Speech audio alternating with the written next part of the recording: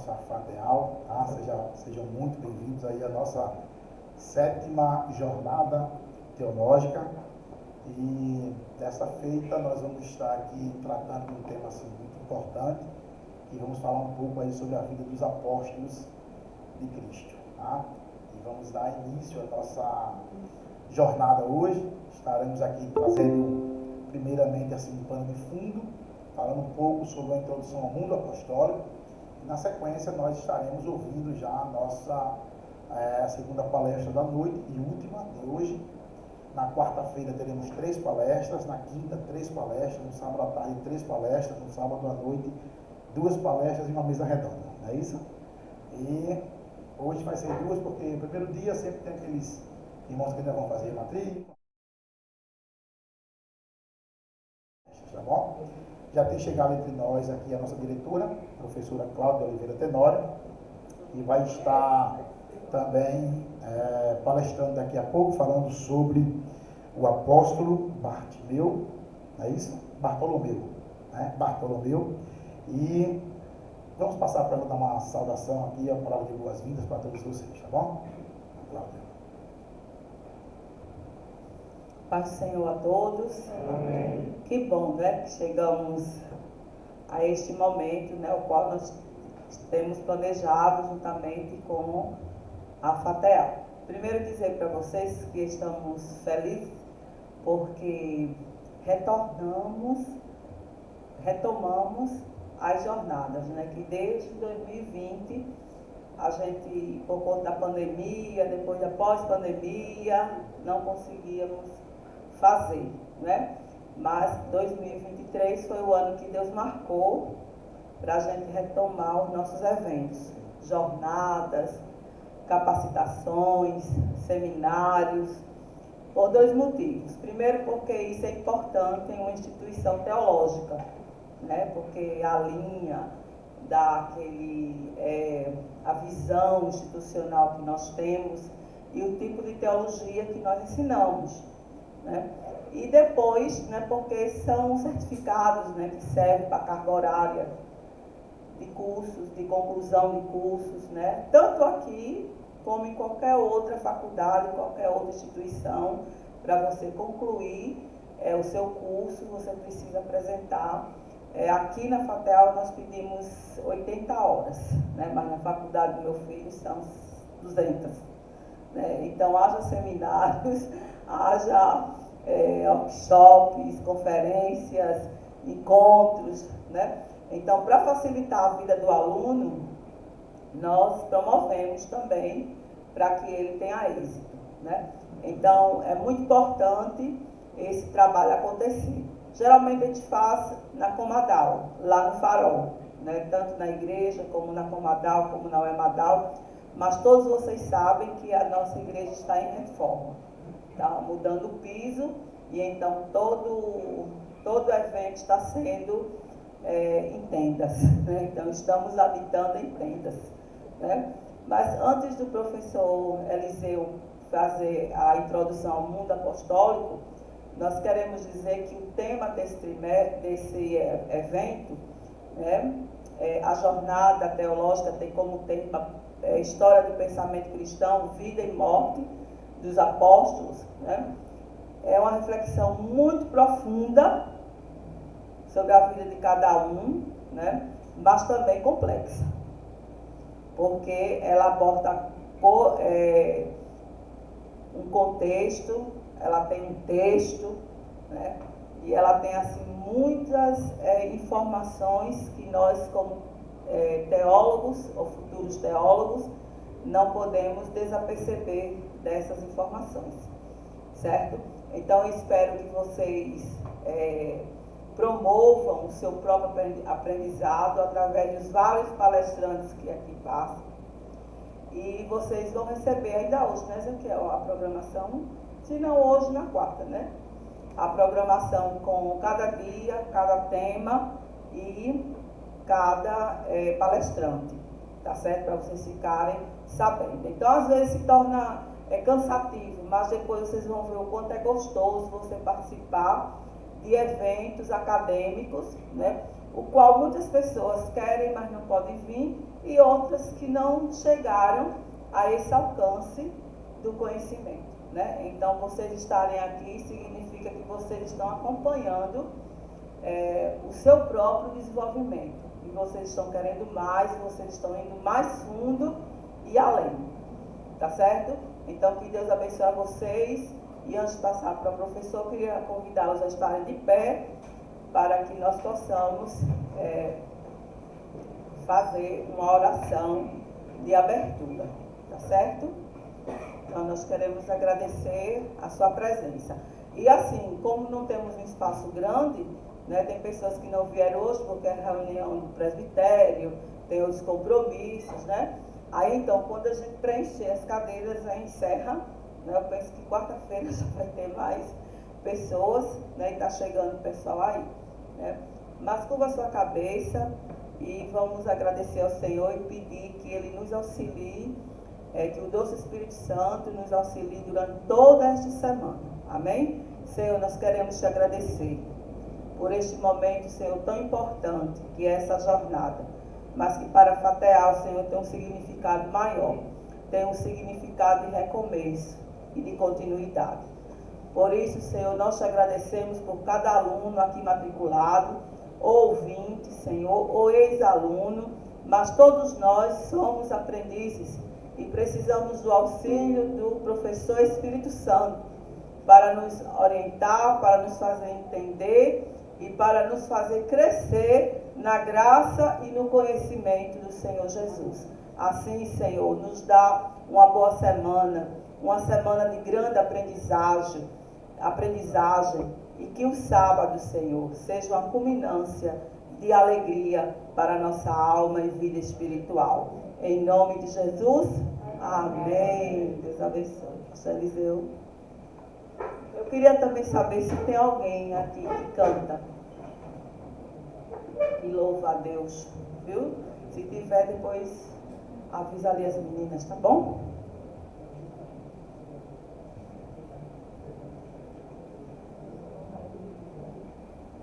Muito bem, meus irmãos. Uma vez mais, a paz do Senhor a todos. Meus queridos, como a irmã Cláudia colocou já, né, será uma semana bem intensa, onde nós estaremos trabalhando sobre os apóstolos, mas nada mais justo que antes de começarmos propriamente dito falarmos dos apóstolos, falamos um pouco sobre esta introdução ao mundo apostólico, né? Discutimos aí sobre estas questões concernentes a este primeiro século e que levaram a esses apóstolos do Senhor a terem tanto êxito nessa questão do evangelismo, da evangelização, da propagação do evangelho, de levar o cristianismo em tantas partes como eles fizeram. Então, Atos dos Apóstolos, capítulo de número 1, versículo de número 8, um texto muito conhecido, ele diz assim: Mas recebereis poder ao descer sobre vós o Espírito Santo, e sereis minhas testemunhas, tanto em Jerusalém, como em toda a Judéia e Samaria e até aos confins da terra. Ainda nós encontramos um texto lá de Atos capítulo 17, versículo 6, a parte final, que diz assim: Estes que têm transtornado o mundo chegaram também até aqui. Para melhor compreendermos, né, o ministério apostólico dos 12 discípulos de Jesus, é interessante que antes nós gastemos algum tempo analisando as condições culturais, as condições políticas, tá, religiosas que estavam vigentes naquele primeiro século ali da era cristã, como nós conhecemos, período da igreja primitiva. O cenário que vai ali se desenrolar estas atividades dos apóstolos vai ser muito importante, porque esses missionários apostólicos aí, as vidas deles serão objeto de investigação e de estudo que nós teremos durante toda esta semana. E aqui nós temos como esses humildes galileus, eles conseguiram, em menos de meio século, ressoar a obra salvífica da cruz por quase todo o mundo então conhecido. As circunstâncias amados, políticas e sociais, bem como religiosas, elas esperavam desse campo missionário cosmopolita que eles viviam, estavam inseridos ali, elas estarão sendo aqui, assim, digamos, o foco do nosso estudo, porque eles não se prenderam apenas a estar em Jerusalém. Vocês observaram o texto que nós lemos, que ele diz que semeou testemunhas, seres testemunhas em Jerusalém, também na Judéia, a Samaria e até aos confins da terra. E como eles conseguiram, então, levar em menos de meio século esta mensagem salvífica, esta obra salvífica da cruz, por quase todo mundo conhecido de então. Tá? E nós vamos ver aqui os que são chamados de aspectos facilitadores da difusão da fé cristã no mundo greco-romano. Tá? Vamos ver quais são os aspectos que contribuíram, né? Que de alguma forma foram facilitadores para que eles conseguissem galgar tanto êxito quanto eles tiveram. Então vamos aqui. Paulo de Tarso, irmãos, ele, um dos maiores eruditos do cristianismo e autor, como vocês conhecem, de grande parte do Novo Testamento, ele definiu esta era, esta época, lá na Bíblia, em Gálatas, capítulo de número 4, versículo 4, como chamando de a plenitude dos tempos, tá? O momento histórico no qual Cristo encarnou e de maneira transformadora ele penetrou a realidade humana. Isso aí Paulo vai chamar de plenitude dos tempos. O apóstolo São Paulo, como nós sabemos, é o responsável por estruturar toda a base doutrinária da qual o cristianismo está alicerçado sobre ela. Um autor que é um dos que mais escreveram no Novo Testamento, e geralmente quando a gente fala que ele é um dos que mais escreveram no Novo Testamento, algumas pessoas dizem assim, não, professor, pastor, como queira, ele não é um dos que mais escreveu, ele é o que mais escreveu, né? Não é comum a gente pensar assim, né? Mas na verdade, quem mais escreveu no Novo Testamento foi Lucas, tá? Lucas escreveu um terço do Novo Testamento na sua dupla obra, né? O primeiro volume, Evangelho, que leva seu nome, e o segundo volume, Atos dos Apóstolos, corresponde a exatamente um terço do Novo Testamento. Aí fica ali uma briguinha entre Hebreus, né? Porque se Hebreus for atribuído a Paulo, aí Paulo torna-se o autor que mais escreveu no Novo Testamento. Mas existe uma teoria aí mais recente, inclusive lançada no Brasil há pouco tempo, por David Allen, o livro foi traduzido, defendendo a autoria lucana de Hebreus. Então ainda pode estender mais ainda aí o legado escriturístico, digamos assim, deste homem. Mas muito bem, Paulo ele chama de plenitude dos tempos.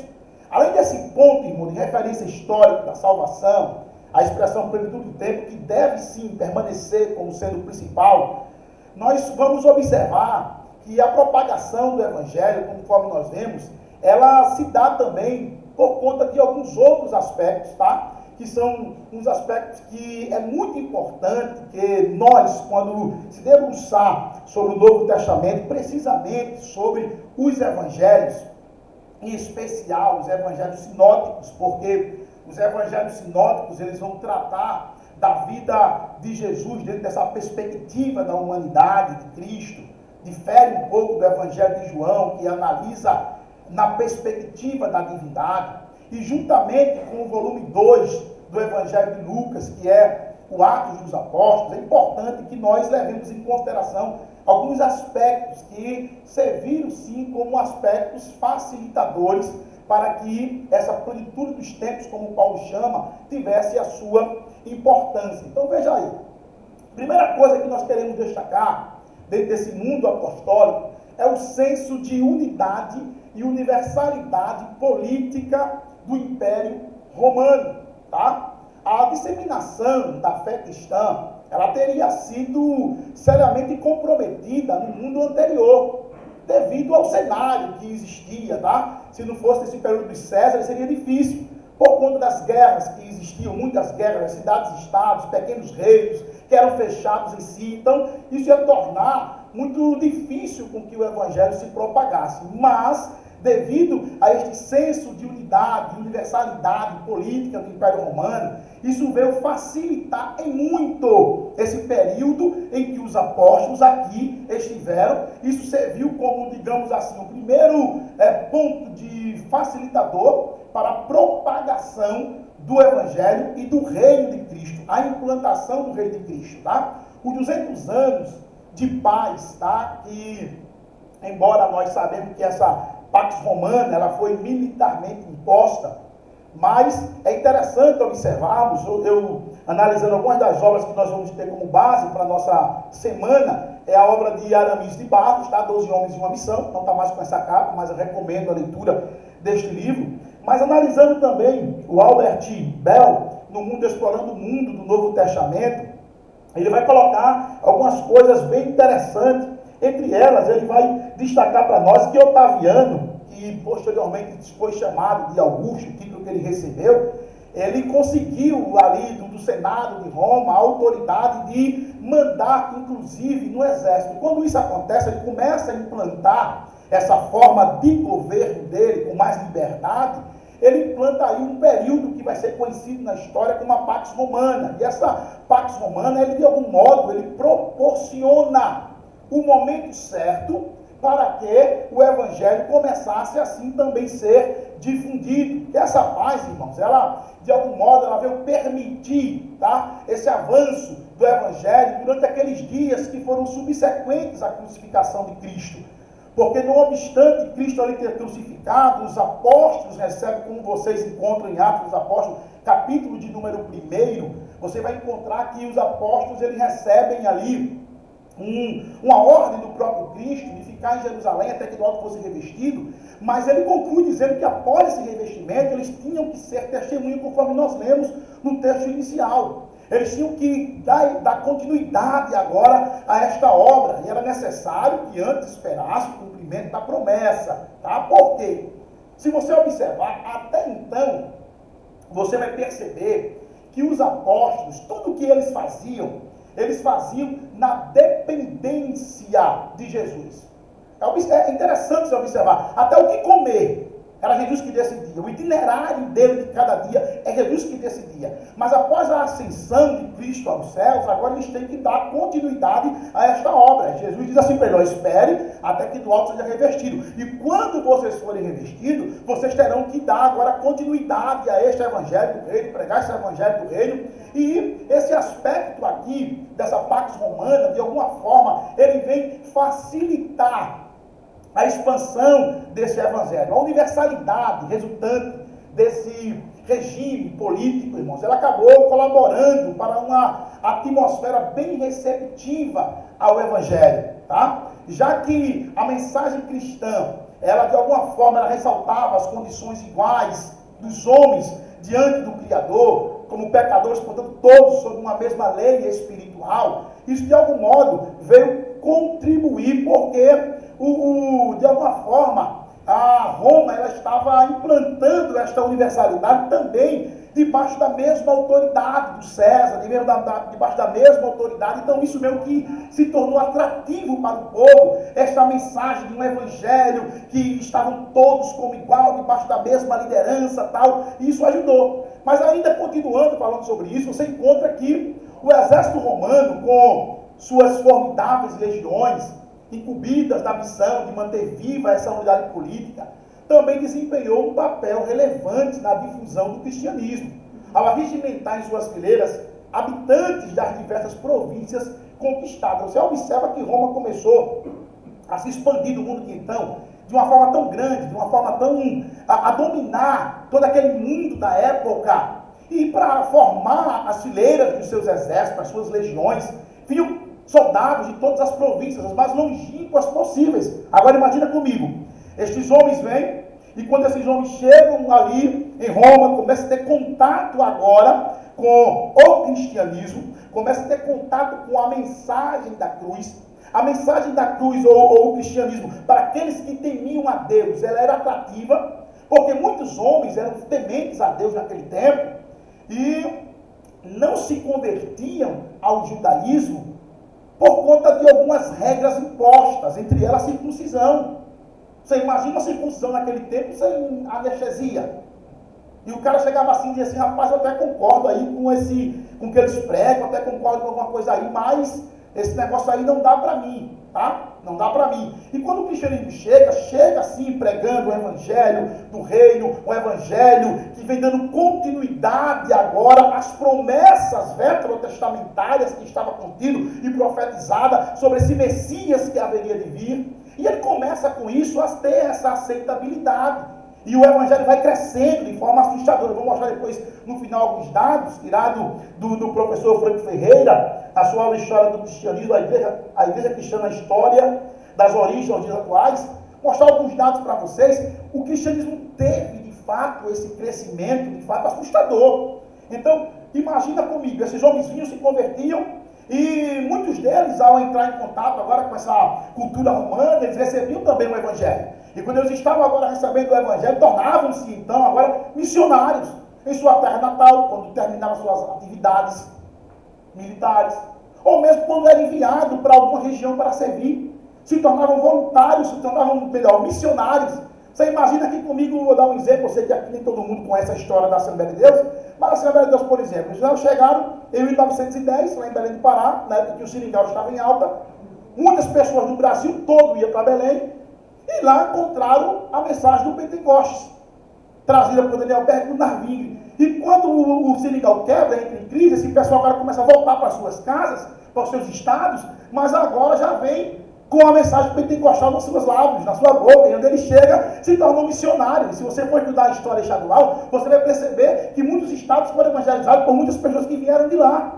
Então, a mesma coisa que acontecia, de algum modo, também com esta realidade desses soldados. Isso também foi um aspecto assim de facilitação para que eu viesse ocorrer a difusão do evangelho. Tá? Correr aqui contra o tempo, porque o tempo é curto, eu só tenho até aqui com vocês até 8h20. Vamos lá. Nós temos o segundo ponto aí, que é a relativa à segurança e facilidade de trânsito proporcionado por Roma. Irmãos, isso aqui ajudou demais. Tá? Isso aqui ajudou muito. Essa facilidade e segurança que eles tinham de trânsito. A enorme extensão territorial do Império Romano tornou necessário o desenvolvimento e a construção de uma malha viária que permitisse um fluxo comercial e militar compatível com as suas riquezas. Roma está crescendo, Roma está indo aí dominando o mundo. Mas para que tudo ocorresse bem, era necessário que Roma então fizesse o quê? Estradas. E os cidadãos romanos dos primeiros séculos, irmãos, eles habitavam regiões longínquas, tá? Distantes. Por exemplo, desde a Lusitânia, hoje em Portugal, até mesmo a Índia ou o Egito, eles habitavam em lugares muito distantes. O governo romano ele tratou ali de cuidar, tá? Deste trânsito para que essas viagens se tornassem um pouco mais confortável e segura para eles. E por isso aí eles foram construir estradas por todo o Império. O autor Aramis de Barros, ele diz algo bem interessante para ilustrar, só para você ter uma ideia. Ele coloca que, para ilustrar, ele diz assim: quem aqui nasceu na década de 80? De 80 para cá, quem nasceu? Levanta a mão. Eu sou de 78, da década de 70, né? De 80, quem nasceu? Levanta a mão, está com medo de mim? Pronto. Imagina que quando vocês nasceram, no Brasil, nós só tínhamos entre estradas federais e estaduais 190 mil quilômetros de estradas federais e estaduais. 190 mil. Roma, no primeiro século, há 2 mil anos atrás, já tinha 100 mil quilômetros de estradas pavimentadas. A estrada sempre teve desde a época de Adão. Eu estou falando de pavimento, de estradas pavimentadas. Então você imagina a facilidade com que isso proporcionou também para que o evangelho também se propagasse, o evangelho também se alastrasse. Na linguagem coloquial, todos os caminhos de fato levam a Roma. Era aquilo que eles estavam de fato fazendo. E isso veio tornar essas viagens relativamente mais fáceis para aqueles missionários. E, de alguma forma, a providência de Deus ali estava já sobre Roma, para que tudo acontecesse de uma forma que viesse se cumprir esta plenitude dos tempos. Aí nós temos, por exemplo, a Via Ápia, tá? Construída antes de Cristo, salvo engano, no século II antes de Cristo e paz dos senhores. Funcional até hoje. Funcional até hoje. Tá? Então, esse magnífico sistema viário do primeiro século era composto por estradas dispostas de modo bem estratégico. Elas cruzavam os principais caminhos, as vilas, os montes, e atingia todas as regiões que eram necessárias. Tá? E por esses caminhos passaram os nossos missionários, passaram os apóstolos de Jesus, passaram pessoas também incógnitas, as quais eram mercadores, ou quem sabe escravos, ou soldados, ou simples viajantes, que levavam o Evangelho. E isso, de algum modo, repito, proporcionou, tá, com que o Evangelho conseguisse avançar da forma com que ele avançou no primeiro século. Por que é importante frisar isso para vocês? Pensem comigo. Você pode perguntar, como pode em meio século, aproximadamente, final do primeiro século, você vai encontrar ali o cristianismo já com um número tão grande de adeptos? Como eles conseguiram isso? Como eles conseguiram lograr um êxito tão grande? Então você tem que analisar não só o aspecto espiritual, que é o que nós acreditamos piamente, e cremos que até esses aspectos aqui, políticos, sociais, também está ali no domínio de Deus. Amém, irmãos? Amém. Está no domínio de Deus. Então não só o aspecto espiritual, olha, fica aí, até que do alto se cumpra a promessa de meu Pai, vocês vão ser revestidos de poder, vocês vão se tornar aí, agora pessoas aí capacitadas a levar o Evangelho, a pregar o Evangelho, a difundir a mensagem, mas também existiram aspectos, irmãos, sociais, históricos, geográficos, que vieram contribuir para isso, tá? Um outro ponto muito interessante, e eu quero destacar para vocês aqui, é a universalidade da língua grega e a expansão do latim. Veja bem, as conquistas de Alexandre o Grande fizeram do grego a língua comercial em todo o Império Romano. Tá? O resultado disso aí foi um idioma comum que proporcionava um veículo universal para a propagação do Evangelho. Tá? Na verdade, a língua aí tornou-se tão influente, o grego se tornou tão influente nessa época, que, para vocês terem uma ideia, o Antigo Testamento, irmãos, a contragosto dos judeus, eles foram traduzidos para o grego. É claro que existe uma outra razão por trás, que eu falo dela daqui a pouco, mas ele foi traduzido. O Antigo Testamento, professor Rogério Freitas, é traduzido para o grego, a versão Septuaginta, que é por demais importante, para você ter uma ideia. A Septuaginta, ela é uma tradução que é tão antiga que ela se torna uma tradução do hebraico tão antiga, mais do que a maioria dos manuscritos sobreviventes que nós temos do Antigo Testamento. Então, por isso, ela é tão levada em conta, ela é tão considerada nesse meio linguístico de quem estuda aí a questão da crítica textual, a hermenêutica, a exegese, crítica textual. Quem vai trabalhar com esse meio aí não pode abrir mão dessa versão, e ela é traduzida. A língua grega é tão importante que o Novo Testamento, queridos, o Novo Testamento é escrito em grego. Você tem uma ideia da importância que se deu a esta universalidade da língua grega e a expansão do latim, tá? Olha só, sobre a Septuaginta, o célebre escritor Justo Gonzalez, acredito que muitos de vocês conheçam ele, na minha humilde opinião, em português, é a obra mais completa que nós temos, que trata da história do cristianismo. Existem muitas boas obras, tá? Só que Justo Gonzalez, ele tem assim um dom mesmo de escrever na história, tem diversas obras, mas ele tem uma obra muito importante sobre o história do cristianismo. Ele vai dizer o seguinte: a importância da Septuaginta foi enorme para a igreja cristã. Esta é a Bíblia que a maioria dos autores do Novo Testamento cita. Então, você tem uma ideia, preste atenção. O Novo Testamento, ele faz 278 citações do Antigo Testamento. Você encontra 278 citações do Antigo Testamento feitas no Novo Testamento. Só citando o Pentateuco são 90 referências. Só 4 livros do Novo Testamento, Filemão, 1º, 2º, 3º, João, não cita o Antigo Testamento diretamente. E quando eles faziam estas citações, essa abundância aí, tá? de 278 citações, 94 do Pentateuco, 99 são dos profetas e 85 é dos demais escritos, você vai perceber que eles, quando citam, eles citam a Bíblia, a Septuaginta, tá? Então, o Novo Testamento cita e exerceu uma influência indubitável sobre a formação do vocabulário cristão dos primeiros séculos. Ademais, quando aqueles primeiros crentes se derramaram por todo o império com a mensagem do Evangelho, eles encontraram na Septuaginta um instrumento útil para a sua propaganda. De fato, o uso que os cristãos fizeram da Septuaginta foi tal e tão efetivo que os judeus se viram obrigados a produzir novas versões, como a de Áquila, e a deixar os cristãos na posse da Septuaginta, devido à influência do grego. Agora veja como até a língua foi um facilitador da propagação do Evangelho naquele tempo. Essa unificação de todo mundo ali conhecer o grego.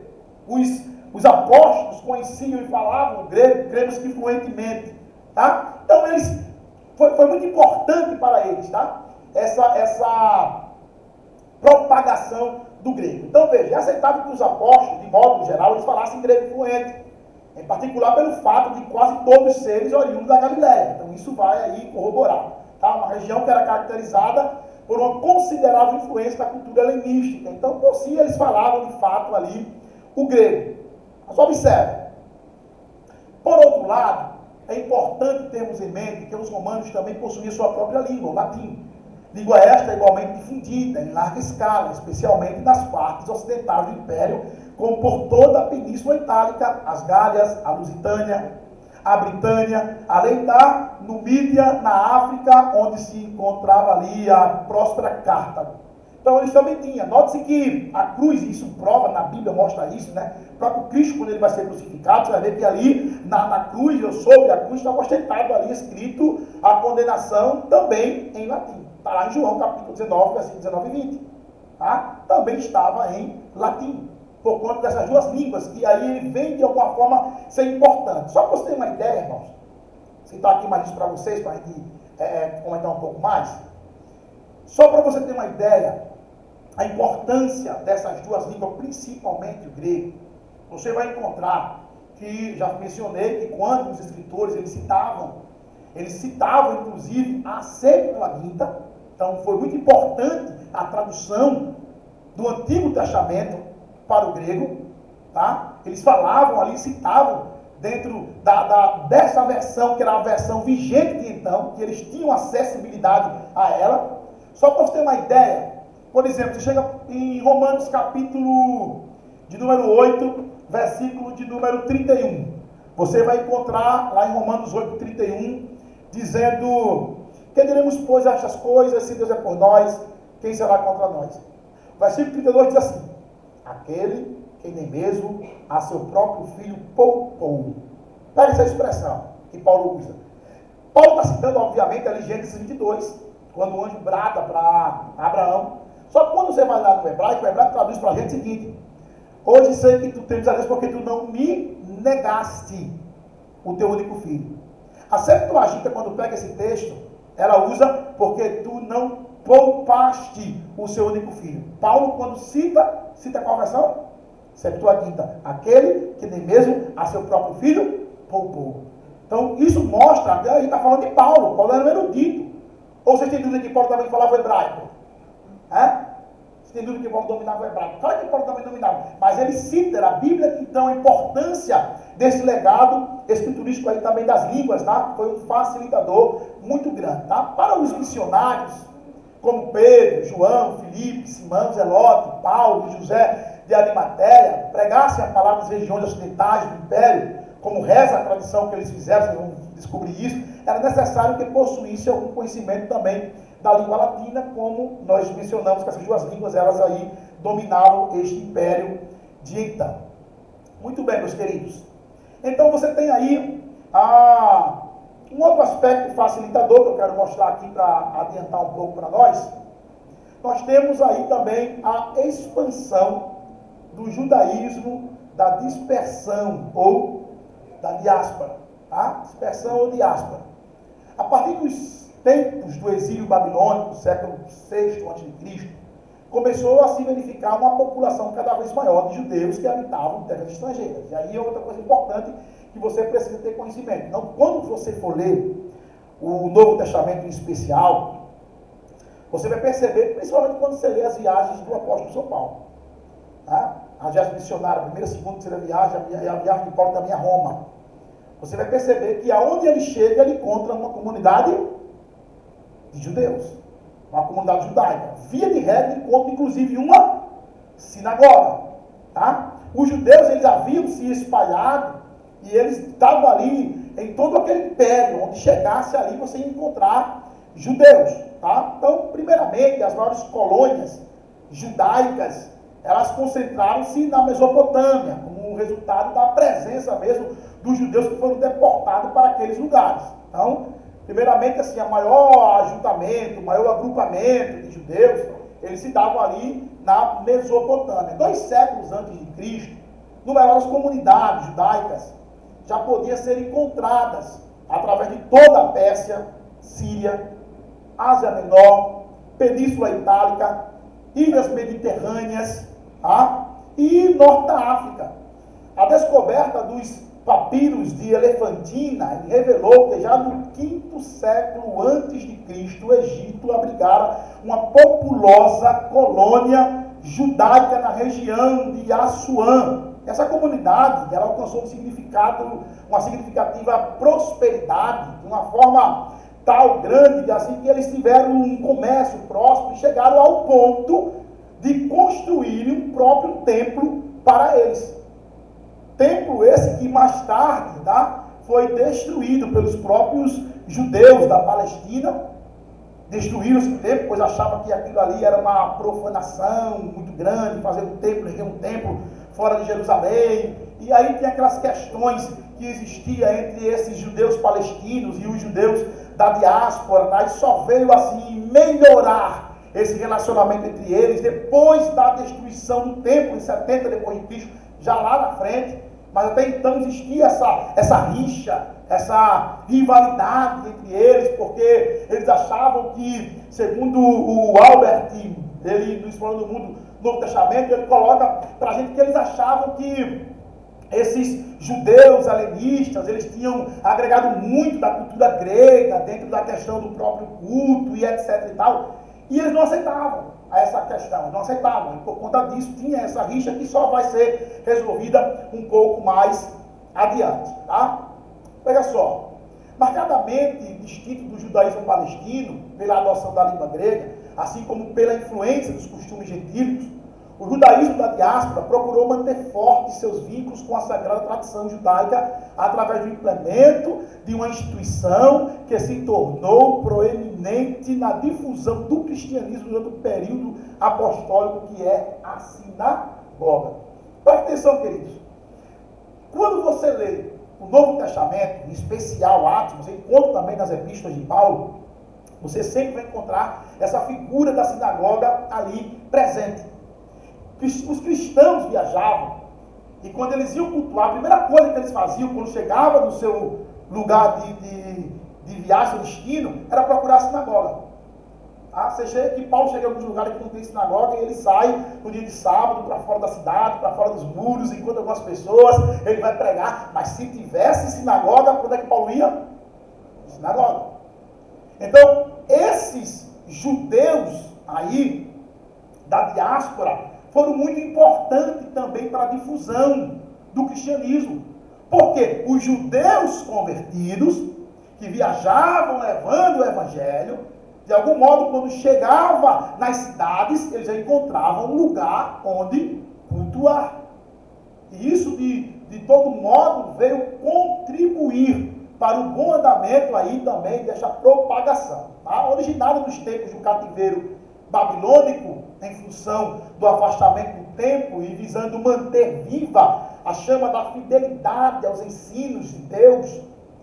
Então aí foi edificada, construída a sinagoga, tá? Ela transformou-se a partir de mais ou menos 200 anos aí, antes de Cristo, tá? Uma organização que era uma organização desenvolvida, estruturada e podemos dizer que solidamente infiltrada na cultura dos judeus. Tanto que os habitantes da Palestina, bem como dispersos pela imersão do mundo romano, faziam parte dela.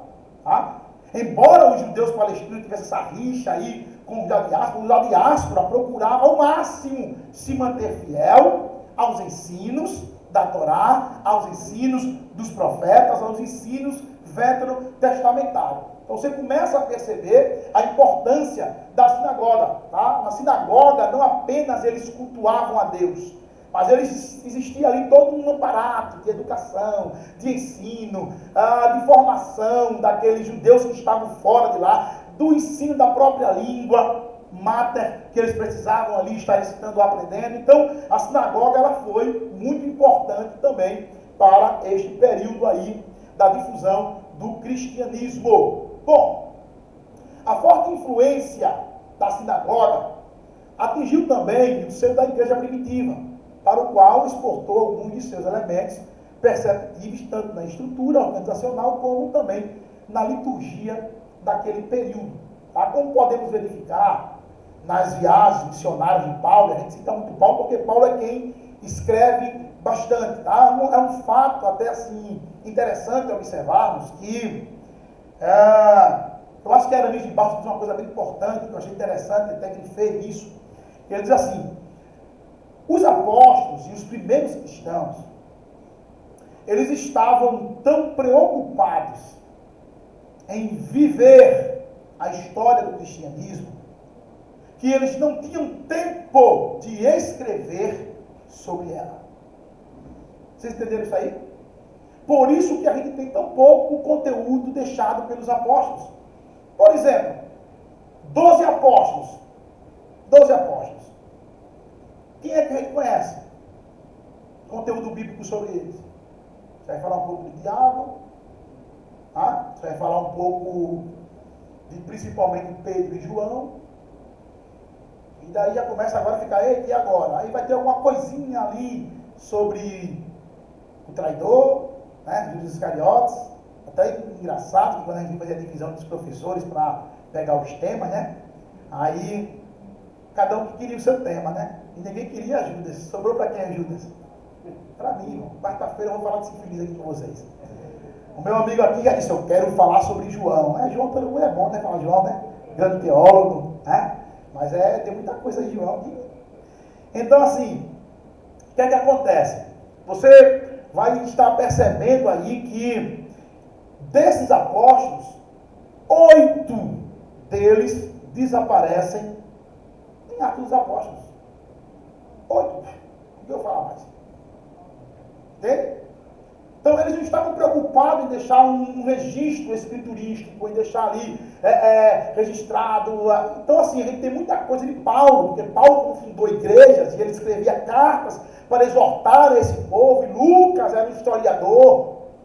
Então a gente tem aí Atos dos Apóstolos, vai cobrir esse período, mas mesmo assim não consegue falar sobre todos. Eles estavam muito preocupados vivendo o cristianismo, a história do cristianismo, que não tiveram tempo de registrar sobre elas. Então a gente tem basicamente aí Paulo. Então, como podemos verificar nas viagens missionárias de Paulo, narradas ao longo do livro de Atos, a sinagoga, irmãos, ela transformou-se numa parada obrigatória para muitos cristãos primitivos de ascendência judaica, tá? Os quais, em suas missões evangelizadoras, eles se valeram dessa instituição para praticarem a regra de irem primeiro aos judeus, só depois ir aos gentios.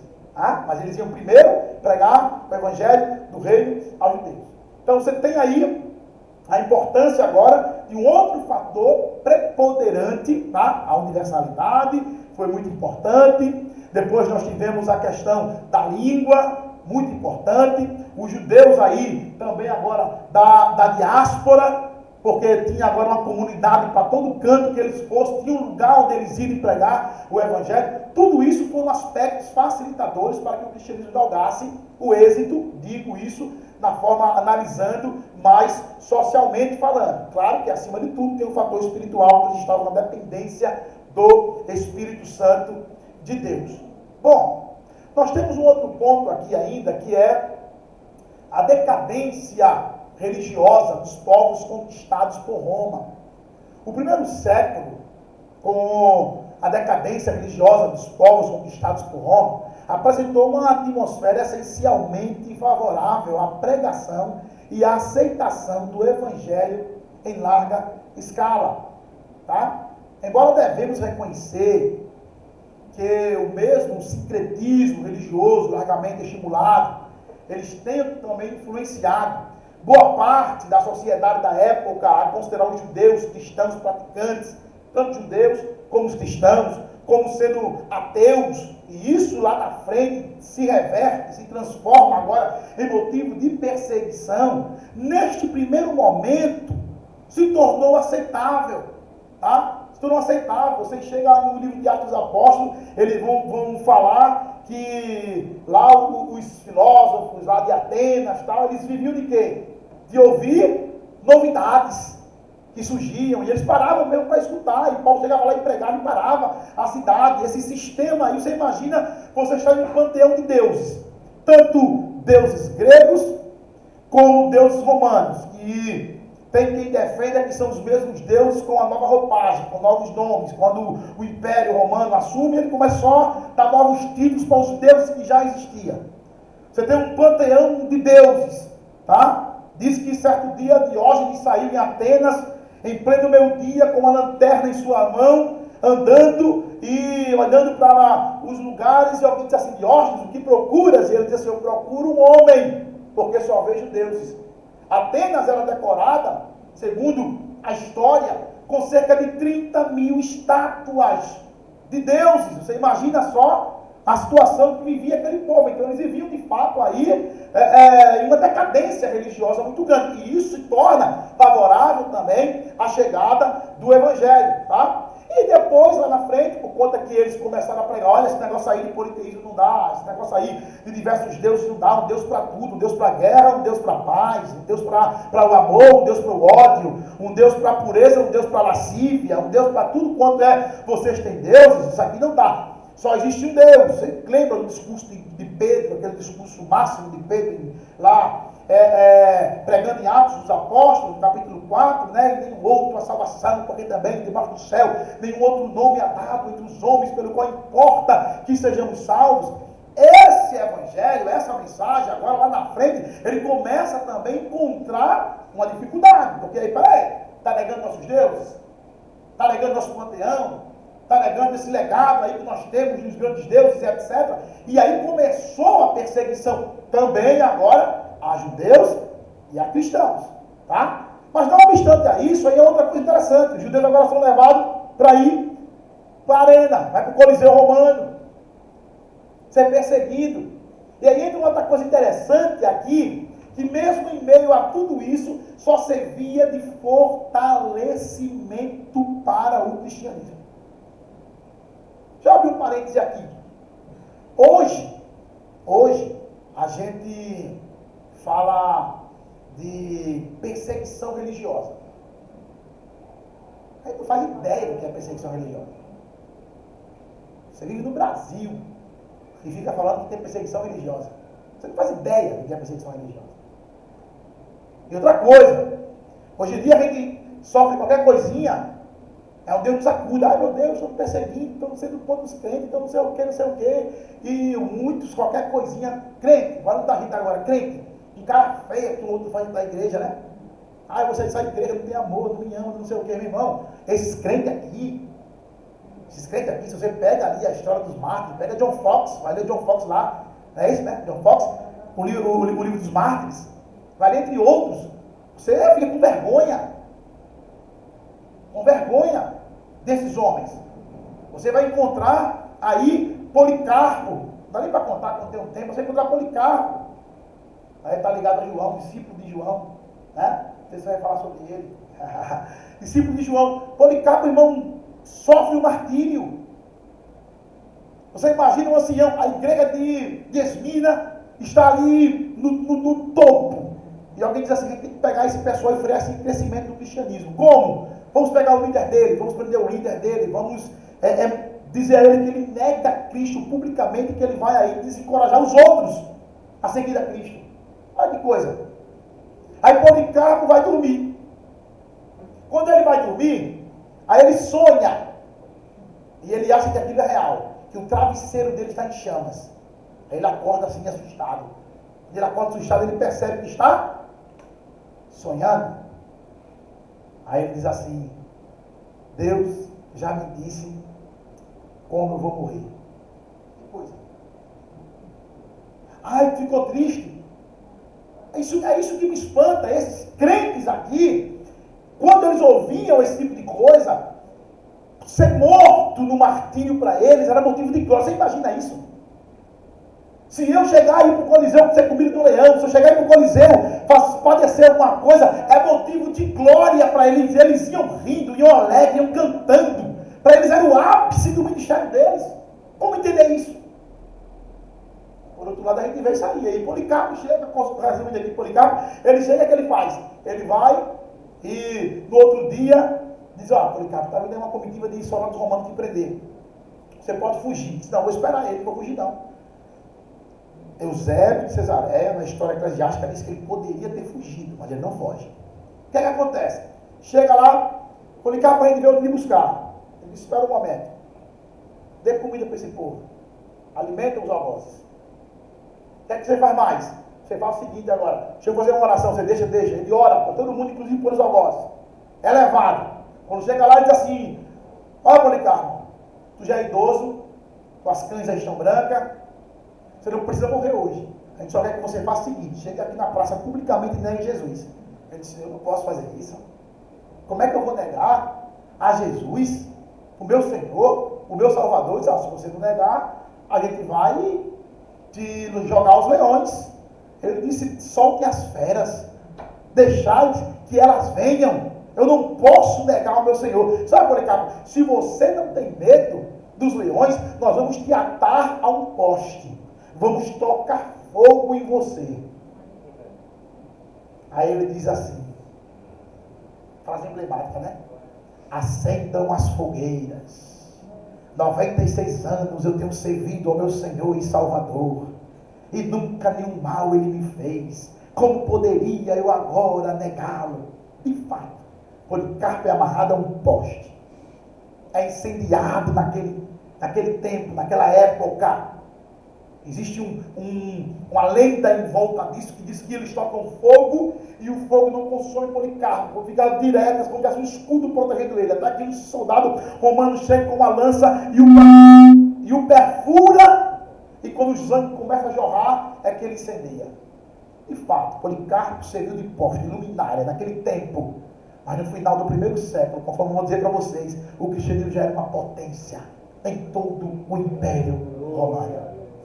Então nós temos aí um outro ponto, a contribuição da filosofia grega. O sistema filosófico greco-romano igualmente colaborou na preparação do mundo para o recebimento do Evangelho, daquilo que Paulo chamou plenitude dos tempos. Isso porque o exercício intelectual que a filosofia de algum modo ela expôs muitos cidadãos de então, acabou por tornar incompatível a devoção dessas muitas antigas religiões pagãs. Tá? E o Justo Gonzalez, ele comentando sobre esse fenômeno, ele vai dizer o seguinte: olha, Sócrates, Platão e toda a tradição de que ambos eram parte, haviam criticado os deuses pagãos, dizendo que eram mais perversos do que os seres humanos. E acima de tudo isto, Platão falava de um ser supremo, imutável, perfeito, que era a suprema bondade e beleza. E ainda tanto Sócrates como Platão criam na imortalidade da alma e, portanto, na vida depois da morte. Por essas razões, a filosofia platônica exerceu um influxo sobre o pensamento cristão que ainda hoje perdura. Eu não vou falar aqui sobre isso, porque é assunto do meu amado companheiro que está aqui a me escutar, professor Rogério Freitas, que ele vai falar sobre João, e ele de certo deve comentar um pouco, mas não muito, como João ele já vai começar ali o seu evangelho, quando ele dizendo, no princípio era o verbo, era o logos, né? E ele vai tratar já um pouco desses conceitos aí da filosofia que estavam por trás, e há uma influência, de fato, muito grande dentro desta época. Tá? E aí você encontra os estoicismos, vou aqui abreviar que meu tempo já foi, os estoicismos, os epicureus. Paulo chega, você encontra Paulo discutindo com os estoicos, com os epicureus. Você encontra Paulo, inclusive, citando filosofia, tá? Argumentando de forma filosófica com eles. É uma coisa que é bom que se diga, que muita gente chega e diz assim, os apóstolos eram pessoas indoutas, eram pessoas sem sabedoria, eram pessoas... Não, nem todos eram preparados como Paulo. Mas todos eles tiveram uma base formal de cultura. A gente costuma ouvir os pregadores dizendo assim, Pedro, um pescador, analfabeto. Como assim, gente? Pedro escreveu. Você já parou para ler a teologia petrina? Você já parou para analisar o discurso de Pedro em Atos dos Apóstolos? As cartas, primeira e segunda carta de Pedro. Já parou para ler essas cartas? Para vir chamar Pedro de um analfabeto pescador? Pelo amor de Deus. Então, assim, esses homens, eles tinham, de fato, conhecimento. Paulo nem se fala, né? Mas Paulo não é foco do nosso estudo, nessa nossa jornada. A gente está falando de 12 apóstolos chamados por Cristo. Então, você vai encontrar que houve, de fato, essa influência muito grande aí por parte destes filósofos, tá? Desses filósofos como um todo. Eu coloquei aqui algumas coisas a mais, que no tempo não nos permite falar, mas você encontra aí que o apóstolo São Paulo, inclusive, ele vai debater, ele vai usar do conhecimento. Paulo conhecia até as filosofias pagãs. E era. Paulo chega em Atenas, você tem uma ideia, Paulo chega em Atenas e ele entra em Atenas, ele começa a andar para lá e depois ele começa a pregar. Olha o sermão de Paulo. Varões atenienses, em tudo tenho visto que vocês são um tanto supersticiosos. Porque andando em vossa cidade, encontrei vários deuses, inclusive um que vocês adoram sem conhecer. Este que vocês adoram sem conhecer, este que eu quero pregar para vocês. Agora veja que coisa. O cara pode pensar a princípio assim, pô, tá doido, né? Porque aquele altar ali era um altar pagão. Mas aonde está a origem desse altar? Segundo o historiador Laércio II, ele diz que, narrado por Dom Richardson, no livro Fator Melquisedeque, ele diz que, resumindo aqui para vocês, enquanto a professora Cláudia chega, é vontade de chamar ela, ele diz que houve uma peste muito grande na cidade de Atenas, e essa peste começou a tomar conta daquele povo, daquela cidade de Atenas, matando, dizimando aquela população. E daí ele diz, o que é que a gente vai fazer? Ele disse, não, faz o seguinte, eu soube que lá em Creta, diga comigo, Creta, fique gravado, que lá em Creta existe um sábio. Vamos lá buscar esse sábio para ele nos orientar como fazer. Forma uma comitiva, a comitiva vai até Creta. Chega lá em Creta e encontra um sábio. Qual é o nome do sábio? Diga comigo, Epimênides. Encontra Epimênides, trazem Epimênides até Atenas. Epimênides chega em Atenas. Quando Epimênides chega em Atenas, o que é que acontece? Ele diz assim, olha, faça o seguinte, eu vou dormir amanhã, antes que o sol raie, eu quero encontrar com vocês na colina de Marte. Eu quero que vocês levem pedreiros, pedras, argamassas e 2 rebanhos de ovelhas. Um rebanho de ovelhas negras, um rebanho de ovelhas brancas. Assim fizeram. Antes que o sol raiasse, chama lá ele. O que é que a gente vai fazer agora, Epimênides? Estou resumindo para a gente. Ele diz assim, vamos esperar o sol raiar. Quando o sol raiar, vamos soltar os rebanhos de ovelhas. Aquelas ovelhas que não forem pastar e sim se deitar, um Deus que porventura vocês esqueceram de adorar a Ele, por isso Ele está zangado com vocês, está punindo a cidade com a peste, Ele vai escolher essa ovelha que deitar para sacrifício. E assim alguém diz, impossível, quando só raia a ovelha vai pastar, não tem como ela deitar de novo. Aí alguém grita, deitou um aqui, outro deitou outro ali, algumas ovelhas deitam. Eles marcam o lugar, separam as ovelhas, constroem um altar, sacrificam as ovelhas, diz a história que aquela peste cessa de Atenas. Aí sempre chega um desses Salomão da vida, né? Um sabichão. Aí chega alguém para Epimênides e diz assim, Epimênides, a peste passou. Como é que nós vamos chamar esse Deus? Ele diz, meu filho, como é que esse Deus aceitou o nosso sacrifício sem que nós saibamos o nome dele? E nós agora vamos dar um nome a ele, e se o nome que nós dermos a ele não for realmente o nome dele, e ele voltar a ficar irado conosco, e a ira dele ser maior do que a primeira, E então como chamaremos? Eles colocam a expressão agnóstico dei, ao Deus desconhecido. Passa-se algum tempo, 2 velhinhos, vai passando na cidade e encontra um altar em ruínas. Chega lá com uma bengala, tira os matos, quando olha, agnóstico dei. Você lembra dessa história? Lembro. Eu fui designado para ir buscar lá o Epimênides, lá em Creta. E esse aqui, esquecendo essa história tão importante para a nossa cidade, vamos agora mesmo à prefeitura. Chega na prefeitura, conta a história, narra o fato, a prefeitura diz, não, vamos restaurar uma desses altares e vamos mantê-lo agora na manutenção da nossa prefeitura de Atenas. A moral da história é a seguinte, Paulo escrevendo a Tito, ele diz assim, Tito, por esta causa te deixei também em Creta, para que você colocasse em ordem as coisas que ainda restam, e de cidade em cidade estabelecesse presbíteros. Aí ele continua falando para Tito. Ele começa agora a advertir que o povo de Creta não presta. Olha que coisa. Ele diz assim, tem a coisa com esse povo. Um dos seus próprios profetas disse, os cretenses são sempre mentirosos, bestas ruins, ventos preguiçosos. Agora me pergunte quem é o profeta que disse essa frase. Você já sabe, né? Epimênides. O que é que isso prova? Isso prova que Paulo sabia quem era Epimênides. Sabia, inclusive, a história do altar, o Deus desconhecido. Leia Tito capítulo 1, acho que é versículo 12 ou 13, que vai falar essa citação de Epimênides.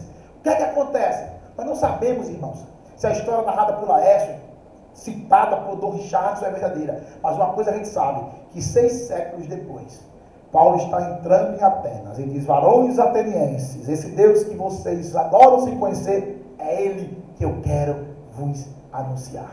Então existia uma influência muito grande também da filosofia dentro aí do cristianismo. Aí está Paulo, né, também citando ali outra filosofia, pois dele também somos geração. Não dá mais tempo a gente falar. Está aqui meu muito obrigado a todos vocês. Em quarta-feira, se Deus nos permitir, estaremos aqui com o Iscariote, Judas, o queridinho dos apóstolos. Amém? Quando a irmã Cláudia se prepara, vamos ouvir a irmã Joelma louvar ao Senhor.